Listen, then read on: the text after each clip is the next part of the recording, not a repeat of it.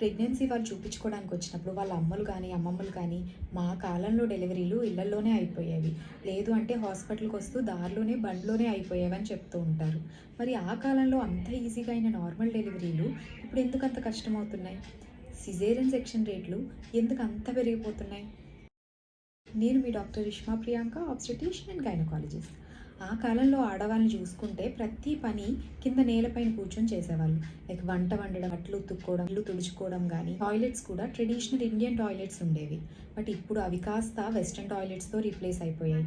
వంట చేసుకోవడానికి kitchen table tops, బట్టలు ఉతుక్కోవడానికి వాషింగ్ మెషిన్స్, ఇల్లు క్లీన్ చేసుకోవడానికి అయితే మెయిడ్స్ వస్తున్నారు, లేకపోతే వాక్యూమ్ క్లీనర్స్ యూజ్ చేస్తున్నారు.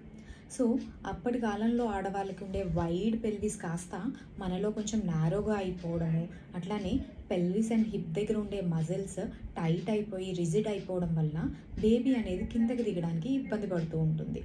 దీనికి ఎట్లా చెక్ పెట్టచ్చు అంటే, ప్రెగ్నెన్సీగా ఉన్నప్పుడే 30 వీక్స్ నుంచి యాంటీనేటల్ ఎక్సర్సైజెస్ చేసుకోవడం వల్ల, like deep squats, butterfly stretches, duck walks, side stair climbing లాంటివి చేసుకోవడం వల్ల హిప్ అండ్ పెల్విక్ మజిల్స్ అనేవి లూజ్ అయ్యి మనకి బేబీ అనేది కిందకి దిగడమే కాకుండా ఫాస్ట్ అండ్ స్మూత్గా మన లేబర్ కూడా ప్రోగ్రెస్ అయ్యే అవకాశాలు ఉంటాయి.